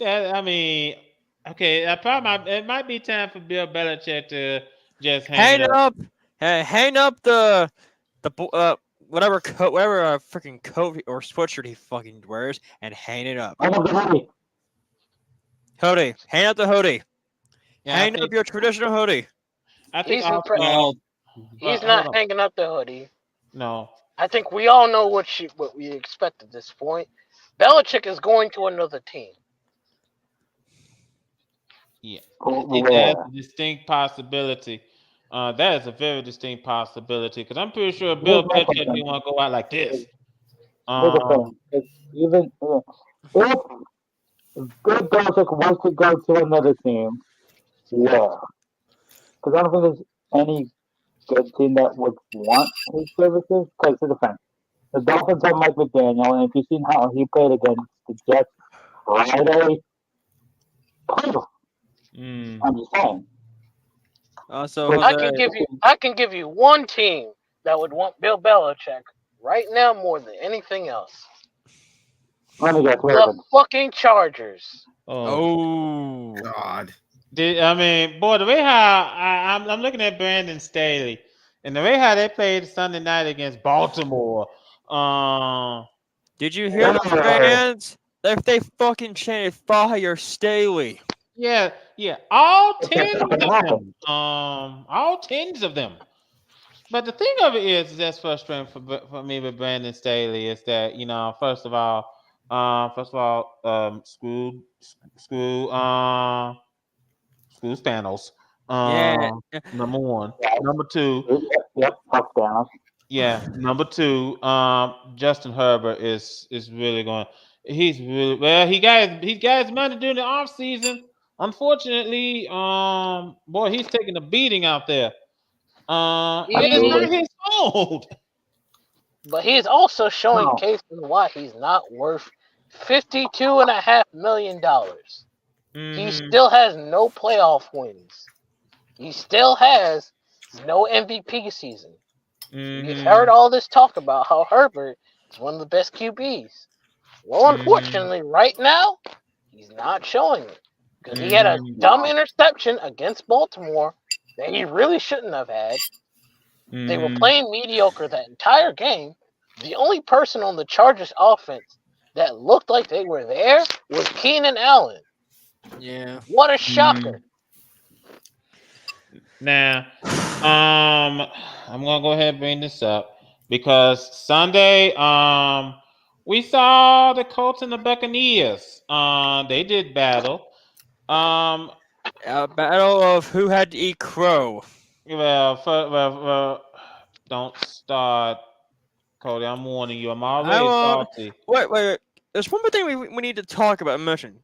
This happened during the red zone portion. Who the fuck for the fire alarm? Well, apparently, apparently there was there was an alarm going off during the portion of the broadcast. No, actually, that was I think there was some there was some kind of fire. Yeah, there was an evacuation. Yeah, there was some kind of fire evacuation going on at the studio that they was in. But they said it was okay for him to continue on with the show, so he continued on with the show. The host of it, like a true, captain, aboard the ship. Yeah, now shout out to the Buccaneers for playing through this game, but the inevitability of reality hit them in the face. You're a half decent team playing against a resurging Colts team that was just better than you. Yeah. I think that what happened was easy and simple. I can't get mad about it because Buccaneers they kept it close. They did. 27-20. Now like I said, I can't get mad about it because we're a game behind first place in the most god awful division in football. Someone has to be in the NFC South, but and like I said, maybe you don't hear Jacob's voice because Jacob had to leave.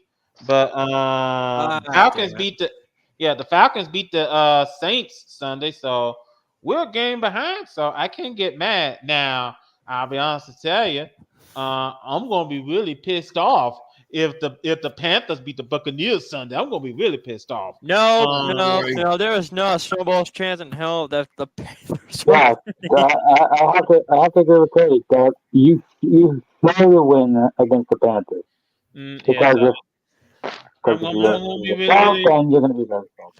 Yeah. You say this, but the Jets beat the Eagles this season.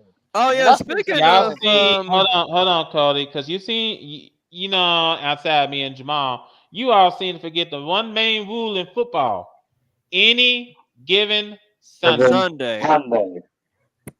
Technically, any given week, but I was gonna say, Jose, I'll talk about technicality. You are now doing work at a hotel? Well, I'm glad you brought this up because this is a weird story. But I do have something that's actually very interesting. So let me exit here first. I'm gonna get to a camera that I have on my tablet ready.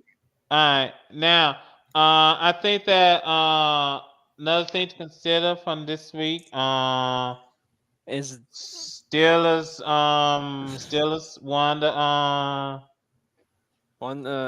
the game surprisingly. But here's the thing: the NFL is acknowledging urinary entry. Did you fucking see the video that the urinary entry put on Twitter? I saw it.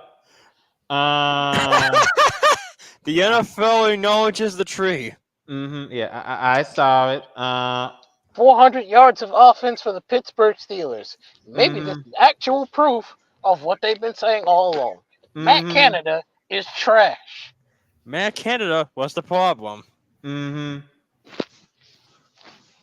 I think that another thing to consider. First of all, I hope the NFL doesn't do another Black Friday football game ever again. Why? Man, Because the Dolphins just destroyed a team. I mean, here's the thing.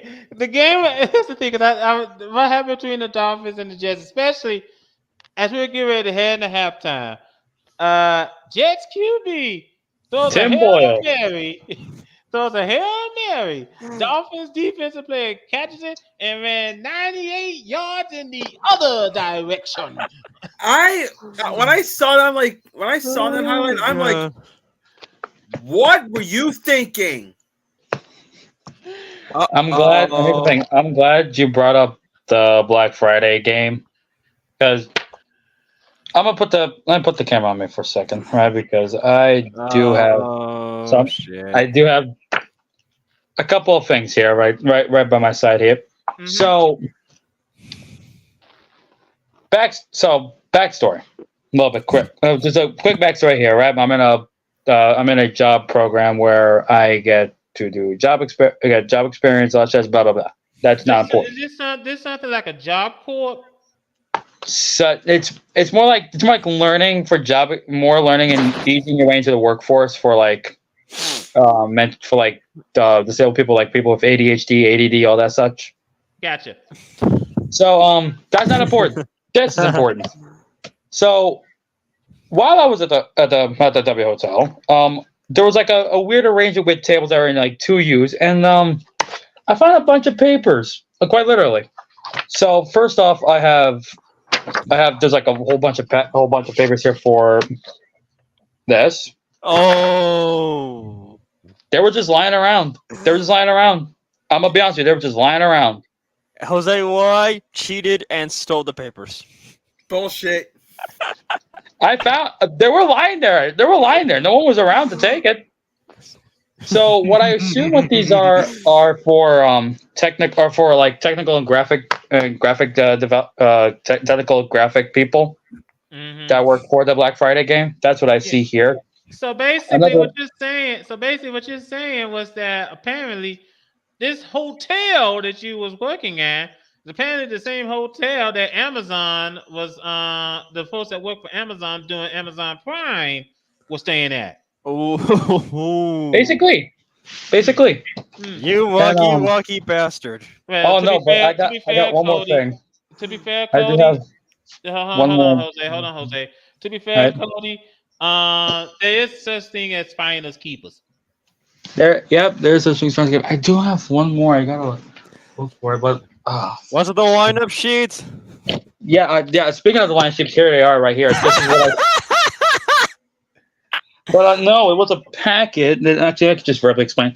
It was a packet of graphics that you would see on when you watch a Amazon Prime football game. Like it was a whole packet. Twitch. Who was staying in your hotel? Dude Perfect? No. Wish. No. It's literally the people that were working for Amazon for that game, for that Black Friday football game. I wish I was kidding. Okay. I wish I was kidding. Imagine if the people who run the hotel see the stream and they see you they were gonna be like, "Uh-oh." Nah, they don't watch this crap. I promise you, we're low here. Tell us how you really feel. Tell us how you really feel. But well, it's not our fault that we're low class. All right, fuck off. I'm switching back to my laptop now. Actually, this is fine because we can hear you loud and clear. This is just fine. From the other side. There's some breaking news. This is just fine. This is coming from our sports. Your Division 8 football champions, West Boylston Lions. That's from Massachusetts. Yeah, it's from Massachusetts, bruv. Yeah. What are you reading? That's what I said. Send me the article. This is the man. No, it's on the chat. It's in the chat. That's what I'm trying to tell you. That's from Massachusetts. That's the Massachusetts High School Athletic Association. I mean, you put breaking news into anything, so why not? If you want breaking whatever. news, the former Colts defensive tackle, Shaq Leonard, is talking with the Eagles. Uh-oh. Oh, no. Now, here's the thing. First and foremost, because I saw this story. He was released the day before Thanksgiving. I think it was the day before Thanksgiving by the Colts. Why did the Colts release him? I have no idea why they released him. Speaking But they of, released him. Hold on, Cody. Cody, hold on. Now, also, even under David, he was released. He still went around helping out with the community, giving out turkeys. Yeah, so that was nice. Now, This is hold on, Cody.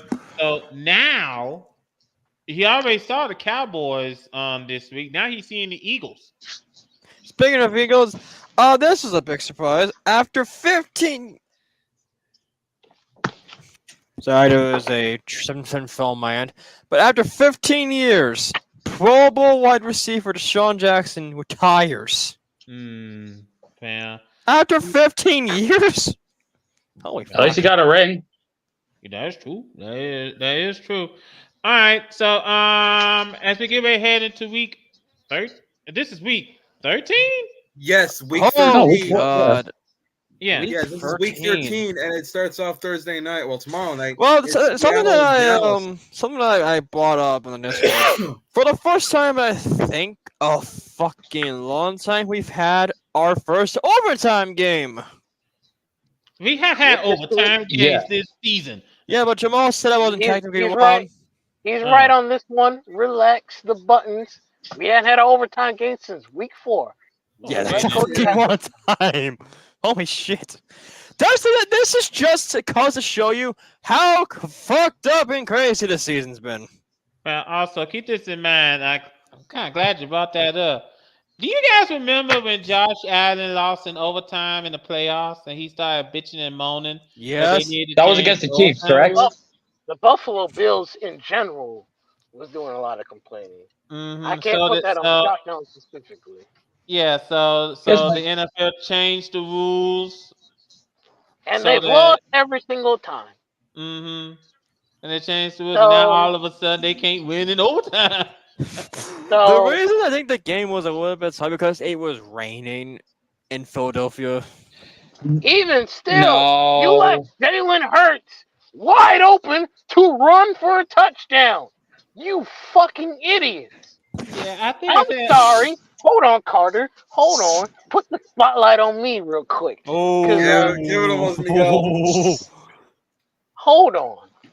Whoever on the Buffalo Bills complained about the overtime, whatever. It don't really matter. It's not even that important. We get this rule added in. We're going to give both teams a chance to score. Look what happens. The Bills have lost every single time. It's almost like implementing a dumb rule to help yourself can screw you over. What a shock. And now you're potentially out of the playoffs. Congratulations, Buffalo. You're fucking idiot. You dumbass motherfuckers. You know what? By default, y'all are the low cal of the week. Because y'all have all this talent. Y'all have all this talent, but you can't win a fucking overtime game to save your life. Do you know what Tree You posted? fucking idiots. We live in a world where the Indianapolis Colts have a better record than the Bills. What the fuck? How do you let the Colts have a better record than you? Their QB got hurt in week 3, and they have a better record than you.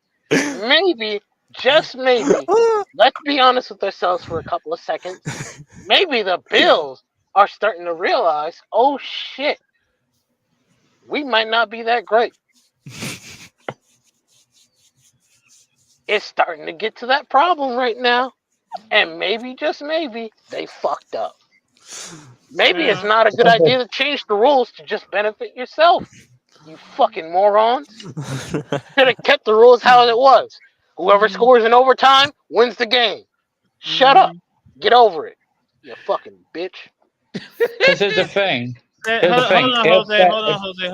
on, because I just want to say this real quick.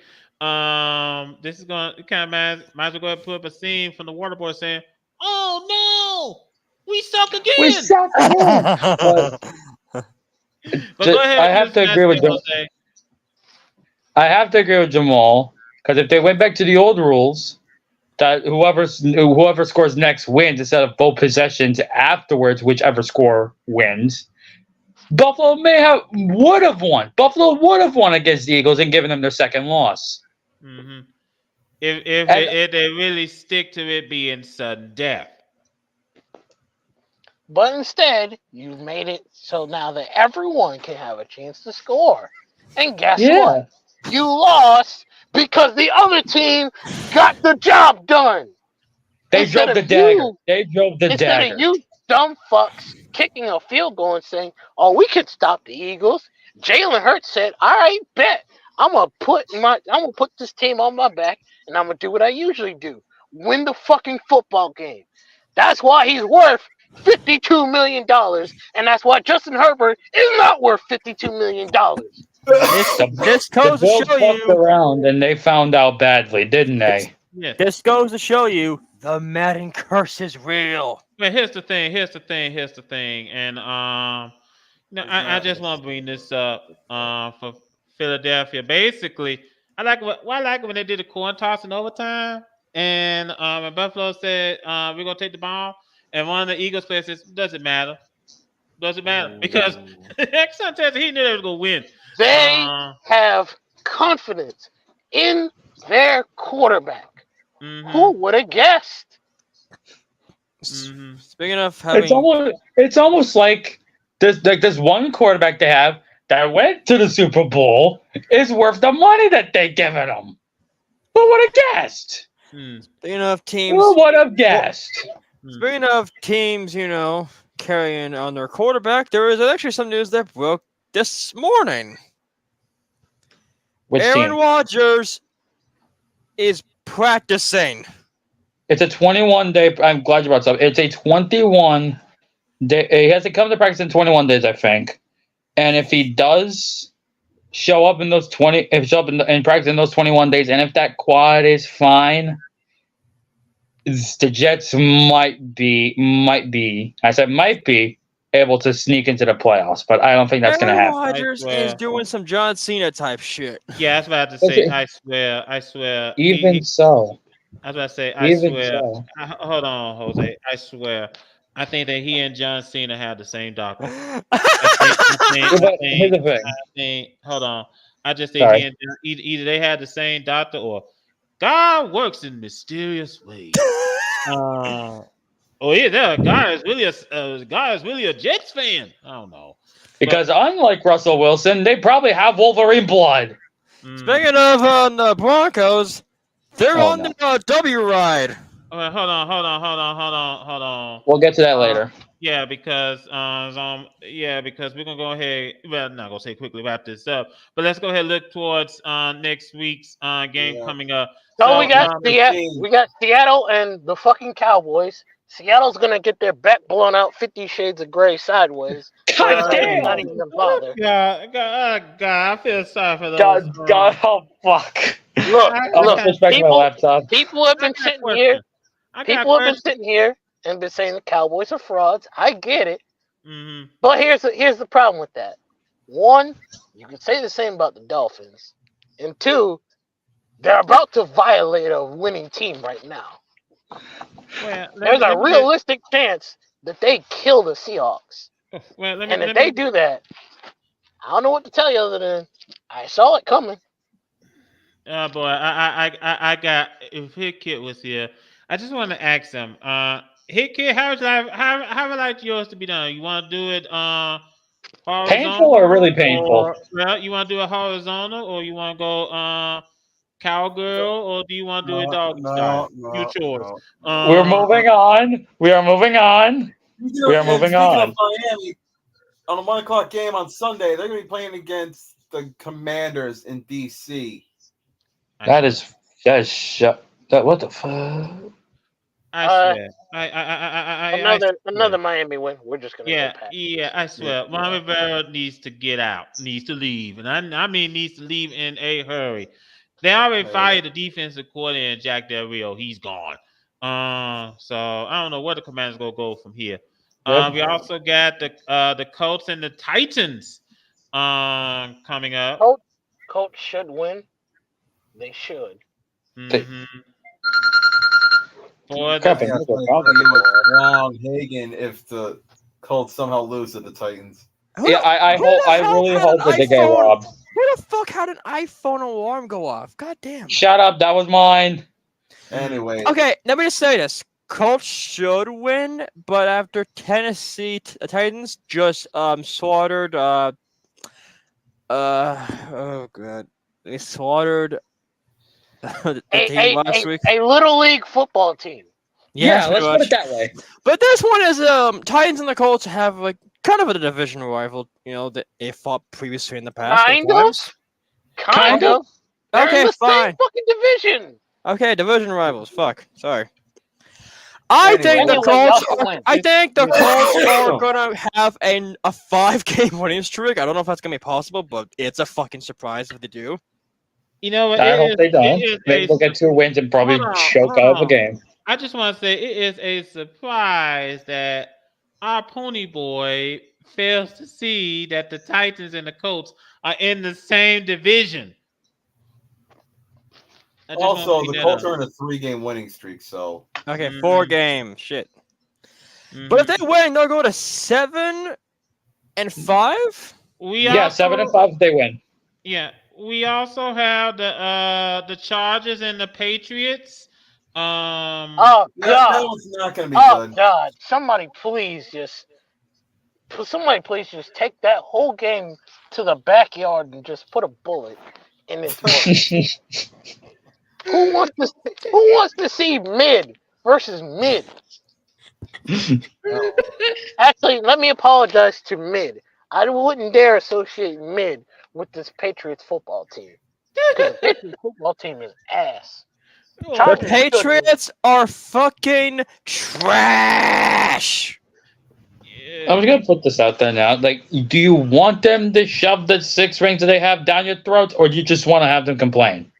I want to take their 6 rings and say, they can have them 6 rings. I want y'all to be depressed for 20 fucking years. Yeah. You cheap fucking whores.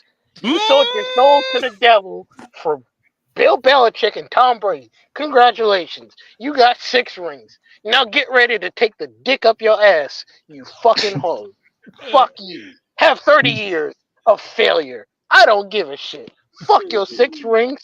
Fuck your entire franchise. On behalf of the Ravens and every other team that has had to sit there and watch you eat all these Super Bowls. Fuck you, fuck you, fuck you, fuck you. Burn. I don't care. Fuck you. The only team I hate more is the goddamn Cleveland Browns because they hired Groper Cleveland. Fuck you. Oh God! You know what? One of these episodes, I'm going to have that song that came out during the 70s. Oh God! Some woman had a song, did a song with a symphony, and it was called. Are we running down the rest of the games? Yeah, let's go and get through. Yeah, let's do it. Also, at one down at the Bayou, we got the New Orleans Saints playing host to the Detroit Lions. I'm not saying anything. I'm not jinxing the Lions. I'm not jinxing the Lions. Yeah, Saints will win this. I'm just going to say that. Jose, you're too late. Family Guy already jinxed the Lions. No. Fuck. I'm just going to say that the Lions better find some way to bounce back and quickly.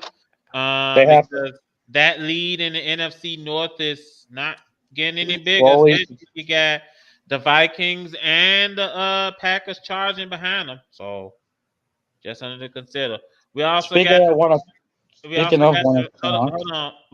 the Falcons and the Jets. They're going to do battle. Man, that's we also got the Cardinals and the Steelers. I just want to say this here and now because we know how Mike Tomlin is.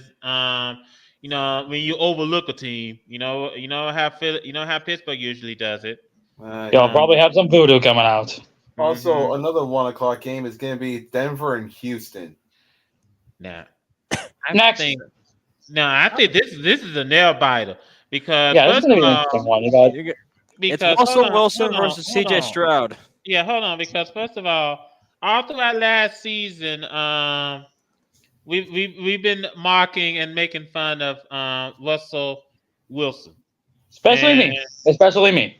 yes, especially our resident chaos Creator. favorite person. I think that now that they're on a 5-game winning streak, It's suspicious. It is very, very suspicious. and Denver, yeah. yeah, and they when they beat Kansas City, they really caught everybody off guard. So Sean Payton is doing some amazing wonders in Denver. I mean, this is the same team that got blown out by Miami 70-22.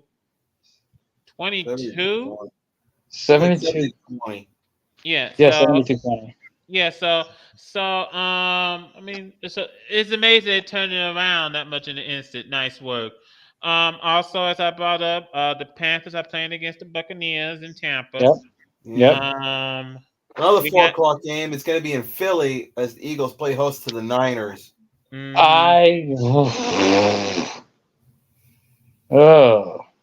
going to be a very interesting game. Yes, it's Blackburn versus Jalen Hurts. Yeah, that's going to be a tough one. Yeah. Are we going to see Big Cock Brock make another appearance? That should be interesting. Also, we got the Browns and the Rams coming up. Joe Flacco is now the number 2 quarterback on the team, the Browns. So, and there is a distinct possibility if the Browns starting quarterback is still in concussion protocol, Joe Flacco might start against the Rams. Yeah, and at prime time, we got Kansas City heading to Lambeau Field to play against the Packers. Chiefs are going to win this one. Yes, I wonder. I gotta wonder. Will Taylor Swift brave the cold and be in Green Bay? Can we not talk about Taylor Swift, please? Fair point.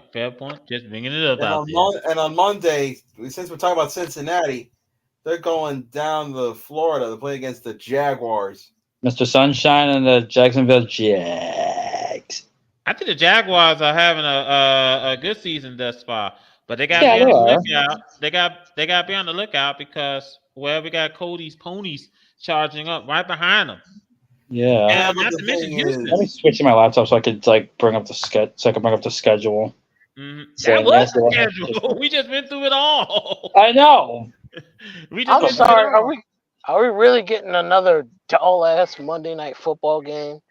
The Bengals and the Jaguars? Yes. Oh, Joe Burrow-less Bengals. Do you really have that much do you really have that much hope in this game? No, not really. It to be a smash.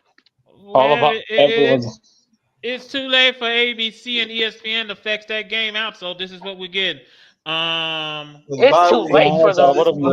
On the Bills, it's too late for them. Giants, Raiders, Ravens. I'm sorry. The NFL has done a lot of dumb shit. But the fact that the 49ers and Eagles is not a Monday Night Football game shows how dumb the NFL really actually is. I was just about to mention that. They could have just moved that Niners and Eagles game to Monday night. You don't have an NFC Championship rematch as your Monday Night Football game. You want us to sit through Joe Burrow-less Bengals against Trevor Lawrence's Jaguars. I'm sorry. Why? Something tells me when they make out the schedule, they don't plan ahead of what's going to happen as the season progresses on. I'm pretty sure the NFL didn't expect Joe Burrow to get hurt. I'm pretty sure they didn't. They didn't expect that. The moment that he was out for the season, you had plenty of time to flip that game around. That's true. I will admit they could have flexed this game out the moment Joe Burrow said he's gonna be out for the rest of the season. Put that bitch on Sunday and let the Niners and Eagles go on Monday. Because that at least makes sense. Yeah. Whatever. It's the Yeah, NFL. it's too late for them to do it now, but anyway, and as you brought up, Brandon, the teams on buys: the Bills, the Bears, the Raiders, the Vikings, the Giants, and the Ravens. They are all on their buys this week, as you brought up. Before we turn out the lights here, on this edition of our podcast, I want to thank Jamal for joining us this evening. I'm gonna go ahead and get that out of the way. I also want to thank our buddy Jacob. We know Jacob had to leave because he had something else to do at the same time. So Found the bag, by the way. But I just want to say,